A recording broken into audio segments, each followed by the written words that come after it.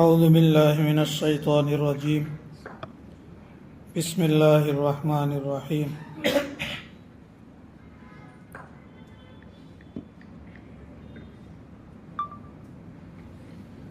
وإن كنتم على سفر ولم تجدوا كاتبا فرهان مقبوضة فإن أمن بعضكم بعضا فليؤد الذي اؤتمن أمانته وليتق الله ربه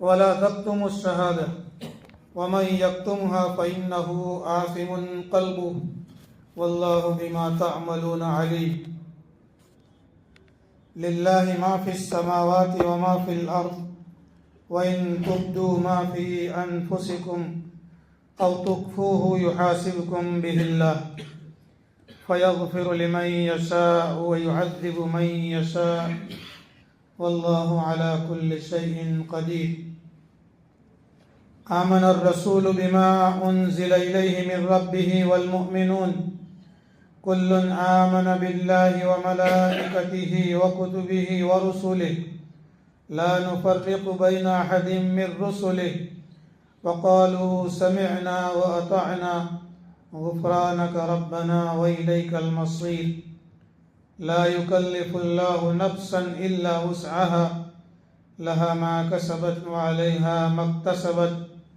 ربنا لا تؤاخذنا إن نسينا أو أخطأنا ربنا ولا تحمل علينا إصرا كما حملته على الذين من قبلنا ربنا ولا تحملنا ما لا طاقة لنا به واعف عنا واغفر لنا وارحمنا أنت مولانا فانصرنا على القوم الكافرين صدق الله العظيم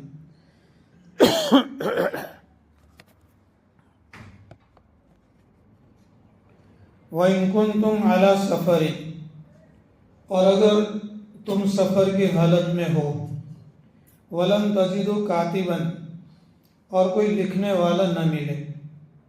کل ایک مسئلہ بتلایا تھا اور ایک بات بتانا کل رہ گئی کہ کل والی جو آیت ہے یہ قرآن پاک کے اندر میں سب سے لمبی آیت ہے. یا ایھا الذین آمنوا اذا تداینتم بدین الی اجل مسمی فاکتبوہ، جس کے اندر میں قرض دینے اور لینے کے وقت کے اندر میں جو لکھائی پڑھائی کا جو حکم بیان کیا تھا، اگرچہ مستحب ہے، یہ اللہ تبارک و تعالیٰ نے لمبی آیت اس کے اندر میں نازل فرمائی. کبھی ایسا ہوتا ہے کہ آدمی لین دین سفر کی حالت میں کرے یا سفر کی حالت کے اندر اس کو لین دین کرنے کی ضرورت پڑتی ہے اور لکھنے والا نہ ہو، خود بھی نہیں لکھ سکتا یا لکھنا پڑھنا نہیں جانتا، کوئی لکھنے والا نہیں ہے. اب اگر قرضہ دینا ہے لینا ہے تو کیا کرے؟ فرہان مقبوضہ، رہن رکھے، گروی رکھے، لو یہ 10,000 روپیہ اور فلانی چیز تمہاری میرے پاس میں گرو رکھ دو. گروی رکھنے میں کوئی حرج کی بات نہیں ہے، گیرو رکھنا جو ہے یہ جائز ہے، اس میں کوئی حرج کی بات نہیں ہے. گیرو رکھ کر کے اس چیز کو استعمال کرنا یہ جائز نہیں. کھیت گیرو رکھا، مکان گروی رکھا، تو جو گیرو پر لینے والا ہے، پیسہ دینے والا ہے، اس کے لیے استعمال کرنا جائز نہیں. ہمارے یہاں جیسے گروی رکھنا جائز نہیں ہے، یہ مسئلہ معلوم پڑا کہ زمین گیرو رکھنا جائز نہیں ہے. جائز تو ہے لیکن اس سے فائدہ اٹھانا جائز نہیں. تو پھر کیا کرتے ہیں؟ پہلے گیرو کا معاملہ کرتے، گیرو رکھا اور اس کے بعد میں پھر دوڑ پر دیتے ہیں، یعنی اجارہ پر دیتے ہیں، اجرت پر دیتے ہیں، بھاڑے دیتے ہیں. اچھا، اجارہ اور اجرت پر دینا یہ اپنی جگہ پر جائز ہے، گیرو لینا اور دینا اپنی جگہ کے اوپر میں جائز ہے. لیکن تیسری بات ہے کہ نہا رسول اللہ صلی اللہ علیہ وسلم ان صفقت فی صفقت، ایک چیز کے اندر میں نبی کریم صلی اللہ علیہ وسلم نے دو سودے کرنے سے منع فرمائے. 2 سودے ہو گئے. آپ کی زمین ہے، پہلے آپ نے اس کو گیرو رکھی، پھر اس کے بعد میں پتہ چلا کہ اب گیرو رکھی تو ہے، پیسہ تو دے دیا لیکن اس سے فائدہ نہیں اٹھاتے، تب اجارے کا معاملہ کیا، اجرت والا معاملہ کیا. یہ بھی ناجائز اور حرام ہے. نبی کریم صلی اللہ علیہ وسلم نے منع فرمایا. بہت سی جائز شکلیں بھی ہیں، جائز صورتیں بھی ہیں. پیسے لینے والے کو جو ضرورت پڑتے اس کو پیسہ بھی مل جائے، اور جو پیسہ دینے والا ہے اور پیسہ دے کر کے کھیت لینے والا ہے اس کے لیے بھی استعمال کرنا جائز ہو جائے. بہت سی شکلیں ہیں. حضرت تھانوی رحمۃ اللہ علیہ فرمایا کرتے تھے کہ امت کو اور لوگوں کو ناجائز ناجائز ناجائز، حرام حرام حرام یہ مت بتلاؤ. معاملات کی لائن کی جتنی بھی چیزیں ہیں ان تمام کو بتاؤ، اور پھر کہو کہ تمہارا یہ جو معاملہ ہے اس کے اندر میں اس چیز کی وجہ سے پورا معاملہ ناجائز ہے، یا اس چیز کی وجہ سے پورا معاملہ حرام ہو جاتا ہے، اس چیز کو بدل دو یا اس چیز کو نکال دو، یا اس چیز کی جگہ کے اوپر میں کوئی اور چیز لے آؤ، تو پھر معاملہ جائز ہو جاتا ہے. آخری عمر کے اندر میں حضرت تھانوی رحمۃ اللہ علیہ جب کمزور ہو چکے تھے تو انہوں نے تمنا ظاہر فرمائی تھی حضرت تھانوی رحمۃ اللہ علیہ نے کہ کاش کہ میں معاملات کے اندر میں ایسی کتاب لکھوں کہ جو کسی نہ کسی امام کے نزدیک جائز ہو. ایک چیز ہے کہ اس کو جو ہے احناف نے اس کو ناجائز کیا، ناجائز قرار دیا، یہ ناجائز ہے، لیکن ہو سکتا ہے کہ وہ چیز کسی اعتبار سے شافعی کے یہاں جائز ہو، یا مالکیہ کے یہاں جائز ہو، یا امام احمد ابن حنبل کے یہاں جائز ہو. تو حضرت تھانوی رحمۃ اللہ علیہ فرما کرتے تھے کہ آدمی اپنے مسلک کے اوپر میں عمل کرتے ہوئے اگر حرام چیز کے اندر میں مبتلا ہو جاتا ہے تو اس کو بتایا جائے کہ اس کے بجائے امام شافعی کے مسلک پر عمل کرے گا جائز ہو جائے گا، احمد ابن حنبل کے مسلک پر عمل کرے گا جائز ہو جائے گا. یعنی جائز شکلیں بتلانا یہ بھی ضروری، صرف یہ نہیں کہ ناجائز ناجائز حرام حرام، جائز شکلیں بھی بتانا چاہیے. آپ کو پیسے کی ضرورت ہے اور آپ کا کھیت ہے، آپ اپنا کھیت کسی آدمی کو دے دو اور 10,000 روپیہ اس کا کرایہ، سال کا کرایہ 10,000 روپیہ کے اعتبار سے، ایک مثال دیتا ہوں، تو سامنے والے سے آپ نے 50,000 روپیہ لے لیا، 50,000 روپیہ آپ نے لیا اور آپ نے اپنا کھیت اس کو گروی رکھ دیا، گیرو کے طور پر رکھ دیا، یعنی یوں سمجھو کہ اجرت کے طور پر رکھ دیا، کرایہ پر دیا. اب یہ جو 10 سال کرایہ متعین کیا، 5 سال کے اندر میں 50,000 روپیہ ختم ہو جائے گا اور 5 سال کے بعد میں وہ کھیت تمہارا واپس مل جائے گا. یہ جائز طریقہ ہے، نہ اس میں رہن اور گیرو رکھنے کا مسئلہ ہے اور نہ اس کے اندر میں رہن اور گیرو دونوں ساتھ میں رکھنے کا مسئلہ ہے، شکل جائز ہے. ایسی ساری چیزوں کے اندر میں جائز شکلیں بنتی ہیں. تو اللہ تعالیٰ فرماتے ہیں کہ اگر سفر کی حالت میں ہے اور کوئی لکھنے والا نہیں ہے تو رہن رکھے. فَإِنْ أَمِنَ بَعْضُكُمْ بَعْضًا، پھر اگر تم میں کا بعض سے مامون اور بے خوف ہو جائے، مطمئن ہو جائے، قرض لینے والا قرض دینے والا ایک دوسرا مطمئن ہو جائے اور لکھنے والا نہیں ہے تو امانت کے طور پر، رہن کے طور پر رکھے. اب جس وقت کے اندر روپیہ پیسہ واپس کرے اس وقت کے اندر میں جس کے پاس امانت رکھ دی گئی ہے وہ اس کو واپس کر دے. وَلْيَتَّقِ اللَّهَ رَبَّهُ، اور اپنے رب سے ڈرے. پھر کل کے مسئلے میں بھی آیا تھا کہ گواہ بنائے لکھنے کے وقت میں، 2 مرد یا 1 مرد اور 2 عورتیں گواہ بنائے. اب مان لیں کہ انکار کرتا ہے پیسہ لینے والا کہ میں نے پیسہ نہیں لیا تھا، یہ گواہی دیں گے کہ ہم دونوں کی موجودگی کے اندر میں تم نے روپیہ پیسہ لیا تھا. اب کورٹ کچہری کے اندر میں مقدمہ دائر کیا گیا، وہاں پر گواہوں کو بلایا گیا تو گواہوں کو چاہیے کہ انکار نہ کرے، گواہی دینے کے لیے کورٹ میں جائے، वला तक्तुमुश शहादत, शहादत और गवाही को छुपावे नहीं। फिर अल्लाह ताला फरमाते हैं ऐसा कोई भी गवाह कि ज़रूरत के वक्त में गवाही देने से वो इनकार करता है तो अल्लाह ताला फरमाते हैं कि वो दिल का गुनहगार है। वमन यक्तुमहा यानी जो गवाही को छुपाता है फ़इन्नहु आसिमुन क़ल्बुहु, उसका दिल गुनहगार है। वल्लाहु बिमा तअमलूना अलीम, और अल्लाह तबारक व तआला तुम जो कुछ भी करते हो उससे अल्लाह तबारक व तआला बाखबर है और अल्लाह तबारक व तआला जानने वाला है। लिल्लाहि मा फिस समावाति व मा फिल अर्द व इन तुब्दू मा फी अनफुसिकुम औ तुख्फूहु युहासिबकुम बिहिल्लाह फयग़फिरु लिमन यशा व युअद्दिबु मन यशा। अल्लाह तबारक व तआला ने अहकाम बयान फरमाए शुरू से लेकर के यहाँ तक और उसके तरीके भी बतलाए और उसका फ़ायदा दुनियावी और उखरवी ये भी फ़ायदा बतलाए। इन आमाल पर या इन अहकाम पर अमल करने से अल्लाह का कोई फ़ायदा नहीं है, फ़ायदा हमारा और आपका है, अमल करने वाले का फ़ायदा है, हुक्म को बजा लाने वाले का फ़ायदा है। अल्लाह को ज़रूरत नहीं। लिल्लाहि मा फिस समावाति व मा फिल अर्द, अल्लाह ही के लिए हैं वो सारी चीज़ें जो आसमानों के अंदर में हैं और वो सारी चीज़ें जो ज़मीनों के अंदर में हैं। फिर इसके बाद अल्लाह ताला ने फरमाया कि ये जो गवाही है ये गवाही छुपाने वाला ये दिल का गुनहगार है, उसके दिल के अंदर में बिगाड़ है, इसकी वजह से वो गवाही देने के लिए जाता नहीं।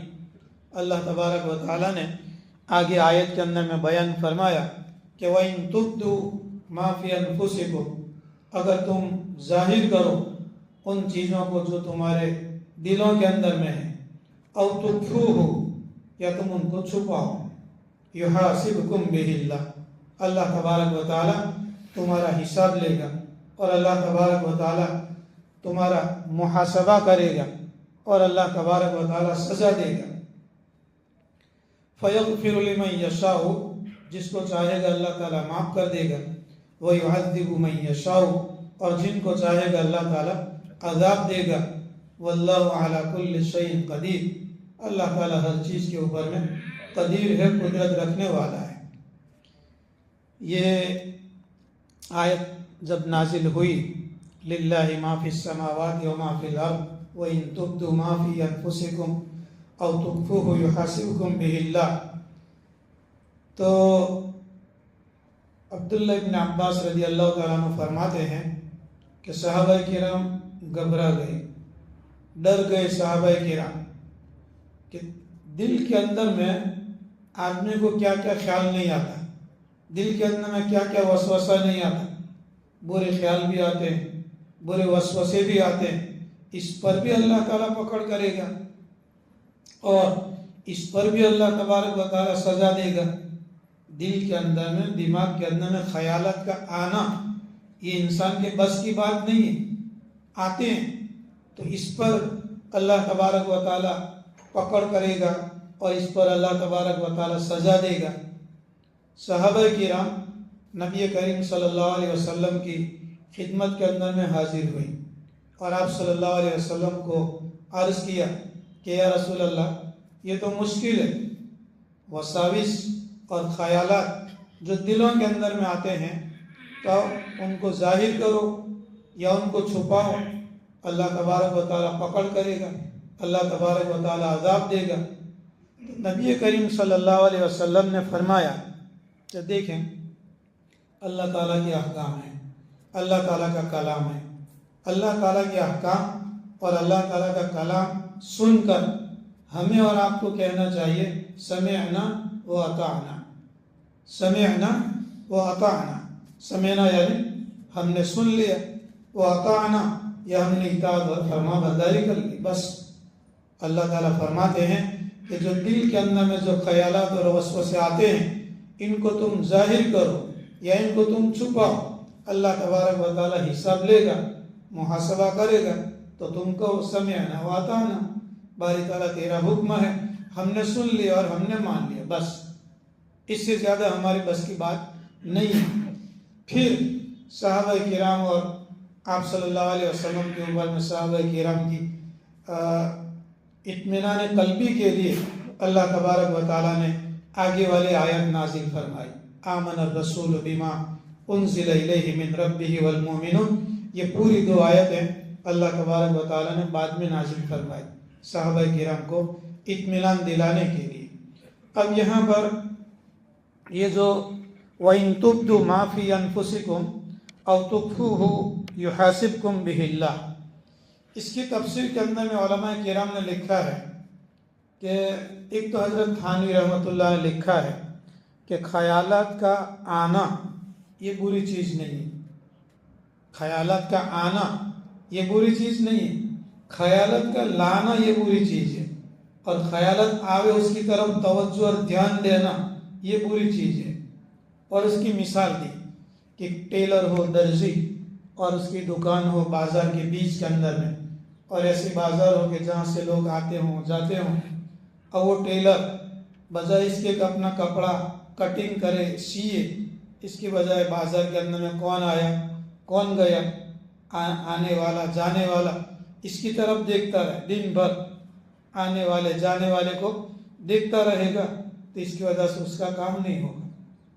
حضرت تھانوی رحمۃ اللہ علیہ نے فرمایا کہ جو پبلک آتی اور جاتی ہے اس کی مثال ایسی ہے کہ جیسے کہ خیالات کا آنا اور اس کی طرف توجہ اور دھیان نہ دینا، جیسا کہ یہ ٹیلر اس کی طرف توجہ اور دھیان نہ دے اور کٹنگ کر کے اپنا کپڑا سینا شروع کر دے، تو لوگ آتے رہیں گے جاتے رہیں گے، اس کا کام ہوتا رہے گا۔ تو ہمارے دل اور دماغ کے اندر میں وساوس کا آنا اور خیالات کا آنا، یہ وسوسے آتے رہے، خیالات آتے رہے، ہم اس کی طرف توجہ نہ دیں اور اس کی طرف دھیان نہ دیں۔ اب خیال کبھی آتا ہے عقیدے کے اعتبار سے، عقیدہ صحیحہ، عقیدہ فاسدہ۔ صحیح عقیدہ ہے اس پر اللہ تبارک و تعالی اجر اور ثواب دے گا، فاسد عقیدہ ہے اس پر لکھا کہ اگر دل کے اندر میں ایسا غلط عقیدے کا وسوسہ خیال پیدا ہوا اور آدمی نے اس کی طرف توجہ اور دھیان دینا چھوڑ دیا تو اللہ تبارک و تعالیٰ پکڑ نہیں فرمائے گا۔ غلط عقیدے کا وسوسہ اور خیال آیا اور اسی کی طرف توجہ اور دھیان دیتا رہا یہاں تک کہ وہ غلط عقیدہ اس کے دل اور دماغ کے اندر میں راسخ ہو گیا، مضبوط ہو گیا، تو اس کے اوپر میں اللہ تبارک و تعالیٰ پکڑ فرمائیں گے۔ ایک بات۔ دوسری بات زبان کے اعتبار سے، قول کے اعتبار سے، بولنے کے اعتبار سے، آدمی کے دل کے اندر میں خیال آیا کہ میں اپنی عورت کو طلاق دے دوں، دل کے اندر میں خیال آیا کہ میں نے جو اپنی عورت کو طلاق رجعی دی تھی اس کی عدت چلتی ہے، اس کے ساتھ میں رجوع کر لوں، اس کے دل کے اندر میں خیال آیا۔ آدمی جب تک زبان سے بولتا نہیں وہاں تک اس کا کوئی حکم نہیں، دل اور دماغ کے اندر میں عورت کی طلاق کا اگر خیال آتا ہے اس کی وجہ سے طلاق ہوتی نہیں۔ کسی عورت کو طلاق رجعی دی تھی اور اس کو واپس لانا ہے تو صرف دل دماغ کے اندر میں خیال کرنے کی وجہ سے وہ عورت واپس آتی نہیں۔ اس کے لیے بولنا ضروری ہے، قول ضروری ہے، بولنا ضروری ہے، صرف خیال کے اوپر میں عمل نہیں کیا جاتا۔ ایک بات اور دو بات، اور تیسری بات ہے کہ جس کا تعلق عمل سے ہے، فعل سے ہے، کام سے ہے۔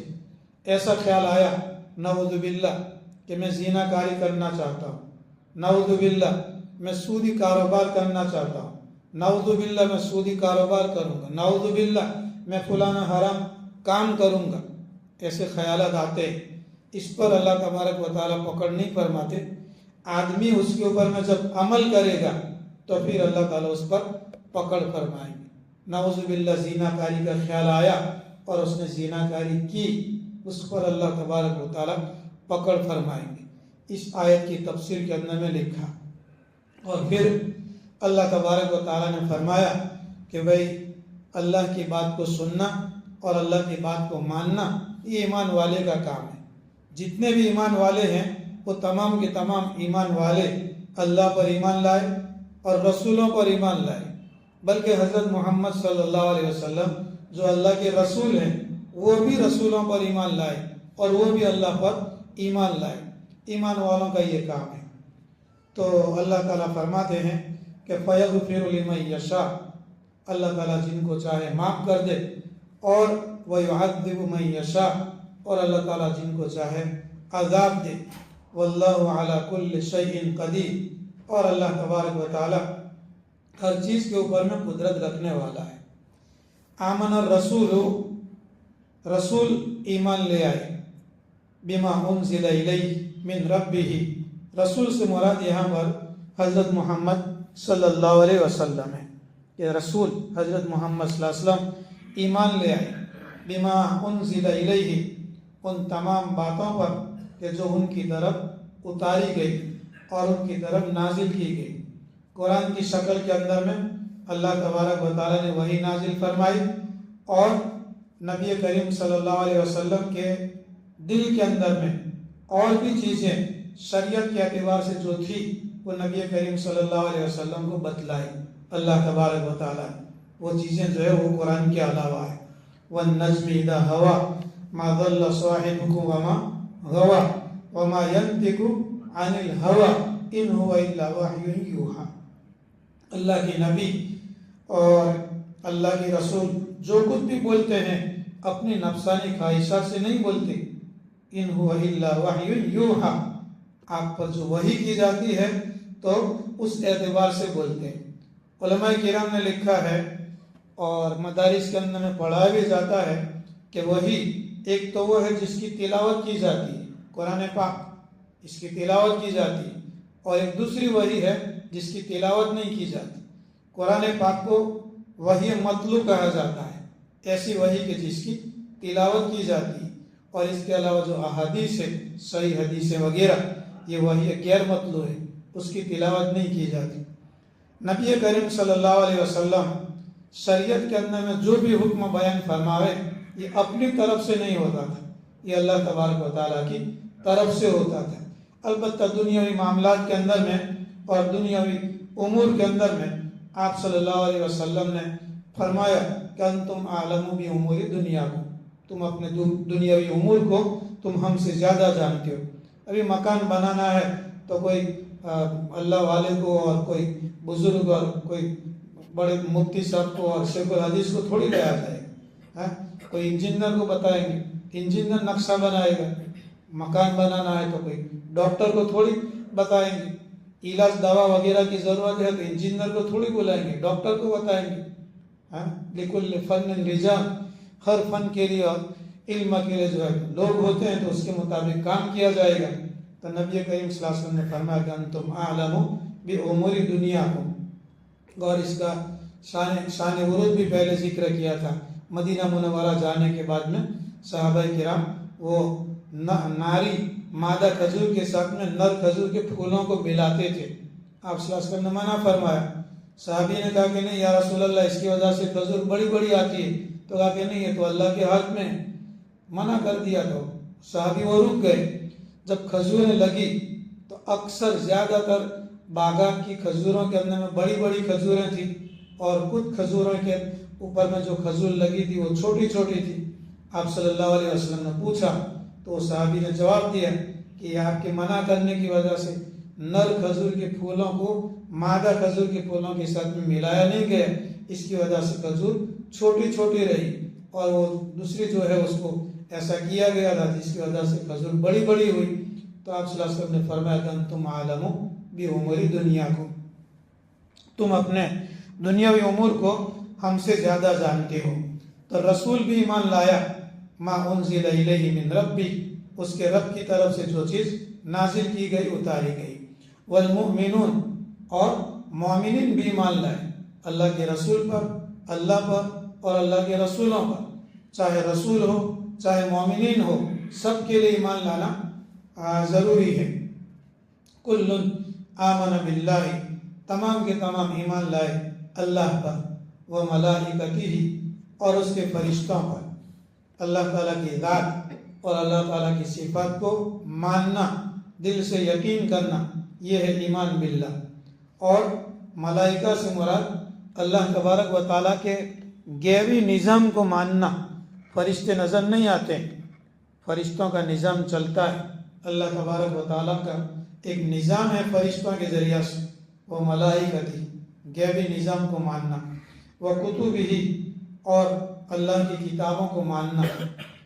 ماننے کا مطلب یہ ہے کہ اللہ تبارک و تعالیٰ نے جو ابراہیم علیہ السلام پر صحیفے نازل کیے چھوٹے چھوٹے رسالے، موسیٰ علیہ السلام پر صحیفے نازل کیے چھوٹے چھوٹے رسالے، اور موسیٰ علیہ السلام پر تورات بھی نازل فرمائی، حضرت عیسیٰ علیہ السلام پر انجیل، حضرت داؤد علیہ السلام پر زبور، اور حضرت محمد صلی اللہ علیہ وسلم پر قرآن نازل فرمایا۔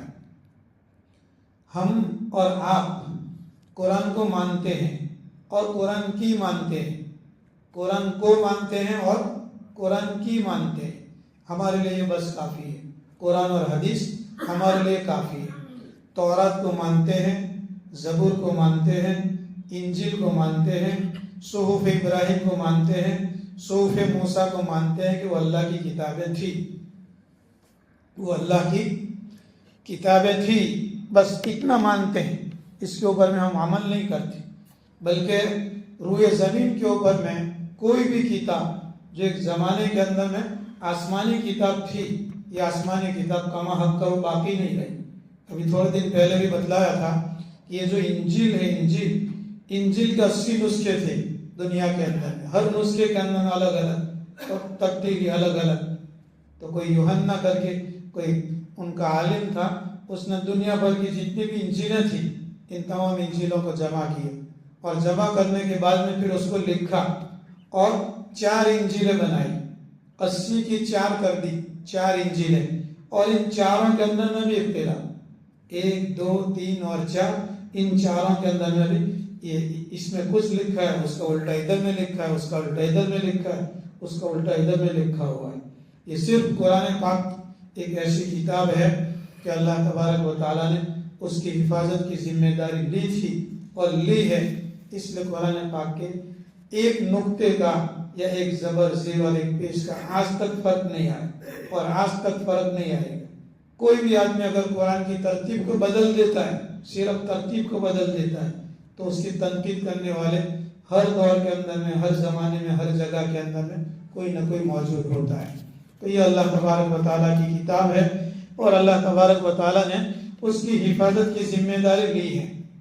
وہ رسولی، ہم رسولوں کو بھی مانتے ہیں، حضرت محمد صلی اللہ علیہ وسلم کی شریعت کے اوپر میں چلتے ہیں۔ البتہ جتنے بھی انبیاء علیہ السلام جن کا تذکرہ اللہ تبارک و تعالیٰ نے قرآن میں کیا، اور وہ سارے انبیاء علیہ السلام کہ جن کا تذکرہ اللہ تعالیٰ نے نہیں کیا، ان کو بھی ہم مانتے ہیں، لیکن ان کی شریعت کے اوپر میں عمل نہیں کرتے، عمل کرتے ہیں شریعت محمدیہ پر۔ ایک مرتبہ کعب احبار کی بات نبی کریم صلی اللہ علیہ وسلم کے سامنے حضرت عمر رضی اللہ تعالیٰ عنہ نے پیش کی، یا رسول اللہ، کعب احبار یہ یہود کے علماء تھے اور پھر آپ صلی اللہ علیہ وسلم پر ایمان لائے تھے، بات اچھی لگی تو نبی کریم صلی اللہ علیہ وسلم کے سامنے پیش کی کہ تورات کے اندر میں ایسی بات اچھی تھی، موسیٰ علیہ السلام کے دین میں یہ بات اچھی تھی۔ تو نبی کریم صلی اللہ علیہ وسلم نے فرمایا کہ آج اگر موسیٰ علیہ السلام اگر زندہ ہوتے تو میری اتباع پیروی کے بغیر ان کو کوئی چارہ کار نہ ہوتا، اور قرآن کے اوپر میں عمل کے بغیر ان کو لیے کوئی چارہ کار نہیں ہوتا۔ اس لیے حضرت عیسیٰ علیہ السلام جو آئیں گے، قرب قیامت جو اتریں گے، تو کس پر، کون سی شریعت پر عمل کریں گے؟ انجیل پر، زبور پر، تورات پر، قرآن پر، دین محمدی کے مطابق وہ فیصلہ کریں گے اور عمل کریں گے۔ تو ہم ایمان لائے، مومنین ایمان لائے، ہر ایک ایمان لائے اللہ پر اور اس کے فرشتوں پر اور اس کی کتابوں پر اور اس کے رسولوں پر۔ لا نفرق بین احد من رسلہ، ہم اللہ کے رسولوں میں سے کسی ایک کے درمیان کے اندر میں بھی جدائی نہیں کرتے۔ وقالو، اور ان تمام نے کہا تھا، سمعنا واطعنا، ہم نے سن لیا، مان لیا، واطعنا، اور اطاعت کر لی۔ یہ یہود کے بارے میں آتا ہے کہ جب پھنستے تھے تو کہتے تھے سمعنا، اور جب تکلیف، مصیبت، عذاب ہٹ جاتا تھا تو کہتے تھے وعصینا، یا بلند آواز سے کہتے تھے سمعنا اور چپکے سے کہتے وعصینا۔ ہم نے سن لیا لیکن ہم نافرمانی کریں گے، یہ ہم نے نافرمانی کی۔ یہ امت محمدیہ کا یہ کام ہے کہ سماع سننے کے ساتھ اطاعت اور فرما برداری، سمعنا و اطعنا، ہم نے سن لیا، ہم نے تیری بات مان لی اور اطاعت کر لی۔ غفرانک، ہم تیری معافی چاہتے ہیں، تیری مغفرت چاہتے ہیں ربنا، اے ہمارے رب، وَإِلَيْكَ الْمَصِيرُ، اور تیری ہی طرف واپس لوٹ کر کے آنا ہے۔ پھر اس کے بعد میں اللہ تبارک و تعالیٰ نے آگے والی آیت کے اندر میں اور زیادہ تسلی دی ایمان والوں کو اور مسلمانوں کو۔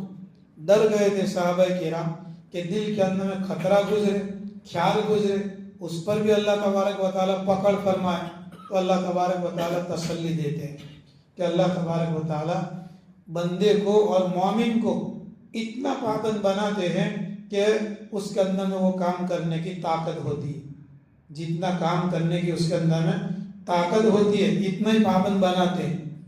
اس کو کہتے ہیں شریعت کی اصطلاح کے اندر میں کہ اللہ تبارک و تعالیٰ بندے کی طاقت سے زیادہ کا حکم نہیں دیتا، جس کو تکلیف مالا یطاق کہا جاتا ہے۔ ایسا پابند بنانا، تکلیف یعنی وہ تکلیف نہیں کہ مجھے پیٹ میں تکلیف ہے، مجھے سر میں تکلیف ہے، درد، وہ تکلیف نہیں ہے، عربی والا تکلیف یعنی پابند بنانا، تکلیف مالا یطاق، ایسی چیز کا پابند بنانا کہ جو اس کی طاقت کے اندر میں نہیں۔ شریعت نے کسی اندھے کو یہ نہیں کہا کہ تو دیکھ، یا کسی اپاہج کو شریعت نے یہ نہیں کہا کہ تو چل یا تو دوڑ، اس لیے یہ تکلیف ہے مالا یطاق ہے، ایسی تکلیف ہے کہ جس کے آدمی طاقت نہیں رکھتا۔ یہ تو دنیاوی چیزوں کے بارے میں ہے۔ شریعت کے اندر میں بھی شروع کے اندر میں بہت سی چیزیں اللہ تبارک و تعالیٰ نے احکام کے طور پر نازل فرمائے، اور وہ احکام ایسے تھے کہ جو تکلیف دہ تھے یا تکلیف دینے والے تھے۔ شروع کے اندر میں تہجد کی نماز فرض تھی، اور مفسرین نے لکھا ہے کہ تقریباً 1 سال تک صحابہ کرام نے تہجد کی نماز پڑھی، تہجد کی نماز فرض تھی۔ بعد میں اللہ تبارک و تعالیٰ نے اس کو منسوخ کر دیا، جب نماز کا حکم آیا اس وقت میں منسوخ کر دیا۔ اب یہ حیض والی جو عورت ہے اس کے لیے اللہ تبارک و تعالیٰ نے آسانی فرما دی کہ رمضان کے مہینے کے اندر میں اگر حیض شروع ہو جائے تو یہ روزے بھی نہیں رکھے گی اور نماز بھی نہیں پڑھے گی۔ نماز ہمیشہ کے لیے اللہ تبارک و تعالیٰ نے معاف کر دی۔ رمضان کے گزر جانے کے بعد میں بھی نمازوں کی قضا نہیں ہے حیض والی عورت کے ذمہ، ہاں روزوں کی قضا ہے۔ اسی طریقے سے نفاس والی عورت ہے تو نفاس والی عورت کے لیے روزوں کی قضا ہے، نماز کی قضا نہیں۔ تو کچھ احکام ایسے تھے کہ جو تکلیف دینے والے تھے شروع کے اندر میں، تو اللہ تبارک و تعالیٰ نے اس کے اندر میں آسانی پیدا فرما دی۔ حضرت علی رضی اللہ تعالیٰ عنہ کے سامنے کسی نے تقدیر کا مسئلہ پوچھا تو حضرت علی رضی اللہ تعالیٰ نے فرمایا کہ یہ تیرے بس کی بات نہیں ہے، تیری سمجھ سے اوپر کی بات ہے، تیری سمجھ میں نہیں آئے گا۔ کہا کہ کون سی ایسی چیز ہے جو میری سمجھ میں نہیں آئے؟ کہا کہ بہت سی چیزیں ایسی ہے کہ جو تو نہیں کر سکتا۔ پھر کہا کہ چل کھڑا ہو جا۔ وہ کھڑا ہوا تو کہا کہ اپنا داہنا پاؤں اٹھاؤ۔ داہنا پاؤں اٹھایا، داہنا پاؤں رکھ دو زمین پر، اب بایاں پاؤں اٹھاؤ۔ بایاں پاؤں اٹھائے، پھر اس کے بعد میں کہا کہ بایاں پاؤں زمین پر رکھ دو، اور کہا کہ دیکھو داہنے پاؤں کے اندر میں اٹھنے کی استعداد اور صلاحیت ہے، تو نے اٹھایا۔ بائیں پاؤں کے اندر میں بھی اٹھنے کی استعداد اور صلاحیت ہے، تو نے اٹھایا۔ اب ایسا کر دونوں پاؤں اٹھا، دونوں پاؤں اٹھا۔ تو اس نے کہا کہ نہیں اٹھ سکتا۔ تو بس اسی طریقے سے تقدیر کا مسئلہ ہے، یہ سمجھ میں آ سکتا نہیں ہے۔ اس لیے تقدیر کے اوپر ایمان لانا ضروری ہے۔ لا یکلف اللہ نفسا الا وسعها، اللہ تعالیٰ کسی بھی نفس کو پابند نہیں بناتا ہے مگر اس کی طاقت کے مطابق۔ اسی لیے کہا جاتا ہے کہ دین یسر، دین کیا ہے؟ آسان ہے۔ آسانی کا نام دین نہیں ہے بلکہ دین آسان ہے۔ آدمی جتنا کر سکتا ہے اتنا حکم ہمیں اور آپ کو اللہ کی طرف سے حکم متوجہ ہوتا ہے۔ ایک غریب آدمی ہے، کھانے کے لیے نہیں ہے، تو شریعت یہ نہیں کہتی کہ تو زکوٰۃ ادا کر، تو صدقہ فطر ادا کر، یا تو عمرے کے لیے جا، عمرے کے لیے نہیں جاتا، اتنی عمر ہو گئی آج تک تو نے حج نہیں کیا، غریب آدمی ہے، یہ تکلیف مالا ہی ہوتا ہے۔ بندے کے اندر میں جتنی استطاعت اور طاقت ہوتی ہے اتنا ہی حکم اللہ تبارک و تعالیٰ دیتا ہے۔ مالداروں کے اوپر میں حج ہے، علامہ سامی رحمۃ اللہ علیہ نے لکھا ہے اور بعض علماء نے بھی لکھا ہے کہ غریب پر بھی حج فرض ہو جاتا ہے، غریب پر، بلکہ بھیک مانگنے والے پر اس کے اوپر میں بھی حج فرض ہو جاتا ہے۔ ایک غریب آدمی بھیک مانگنے والا ہے، مانگتے مانگتے مانگتے مانگتے پہنچ گیا مکہ مکرمہ اور حج کا زمانہ شروع ہو گیا، اب اس کے لیے حج کیا ہو جائے گی؟ فرض ہو جائے گی۔ لا یکلف اللہ نفسا الا وسعها، کسی بھی نفس کو اللہ تبارک و تعالیٰ پابند نہیں بناتا مگر اس کی طاقت کے مطابق۔ لہا ما کسبت، اس نے جو اچھے اعمال کیے تو اس کا اچھا بدلہ اس کو ملے گا، وعلیہا ما اکتسبت، اور اس نے جو برے اعمال کیے اس کی سزا وہ آخرت کے اندر میں بھگتے گا۔ پھر اللہ تبارک و تعالیٰ سے، اللہ تبارک و تعالیٰ نے دعا مانگنے کے لیے دعا بھی ہم کو سکھلائی، یہ دعا مانگو، کون سی دعا مانگو؟ ربنا، اے ہمارے رب، اے ہمارے پروردگار، لا تؤاخذنا، ہماری پکڑ مت کرنا، ان نسینا، اگر ہم بھول جائیں، او اخطانا، یا ہم چوک جائیں۔ پہلے وہ پوسٹ کارڈ لکھتے تھے تو پوسٹ کارڈ کے آخر کے اندر میں لکھتے تھے بھول چوک معاف کر جو، بھول چوک، نسیان یہ بھول اور خطا یہ چوک، جیسے بل کے نیچے لکھا ہوا ہوتا ہے بھول چوک لیوی دیوی، جاوے تو پھر پتا چلے کہ نہ لیوی کے نہ دیوی، بھول چوک، نسیان اور خطا۔ رب خطا کس کو کہتے ہیں معلوم ہے؟ ایک آدمی کھیت کے اندر میں کام کر رہا تھا، سامنے والے نے کسی آدمی نے یوں سمجھا، اچھا وہ نیچے جھک کر کے کام کر رہا تھا، کسی آدمی نے یہ سمجھا کہ وہ ہرن ہے، شکار ہے، گولی ماری یا تیر مارا اور وہ مر گیا، یہ قتل جو ہوا نا یہ قتل خطا کہلاتا ہے، قتل خطا کہلاتا ہے، اس کے بھی احکام ہیں۔ خیر، تو ربنا ولا تحمل علینا اسرا، اے ہمارے پروردگار ہم پر ایسا بوجھ مت ڈال، کما حملتہ علی الذین من قبلنا، جیسا کہ تو نے بوجھ ڈالا تھا ان لوگوں کے اوپر جو ہم سے پہلے گزر چکے، اگلی امتوں کے اوپر میں پیشاب اور ناپاکی لگ جائے تو چمڑی کو کاٹنا ضروری تھا، یہ حکم تھا۔ واغفر واعف ربنا ولا تحملنا ما لا طاقت لنا به، اے ہمارے پروردگار ہم پر وہ بوجھ مت ڈال کہ ما لا طاقت لنا به، جس بوجھ کو اٹھانے کی ہمارے اندر میں طاقت نہ ہو۔ واعف عنا، اے باری تعالیٰ یہ ہمارے پروردگار ہم کو معاف کر دے، واعف عنا درگزر فرما، واغفر لنا اور ہمارے گناہ کو معاف کر دے، ورحمنا اور ہم پر رحم کا معاملہ فرما، انت مولانا، تو ہی ہمارا آقا ہے، ہمارا مولا ہے، ہمارا کارساز ہے، ہمارے کام بنانے والا ہے، فانصرنا علی القوم الکافرین، تو کافرین قوم کے خلاف ہماری نصرت فرما اور مدد فرما۔ یہ مختصر انداز کے اندر میں جو ہے سورہ بقرہ ختم ہوئی۔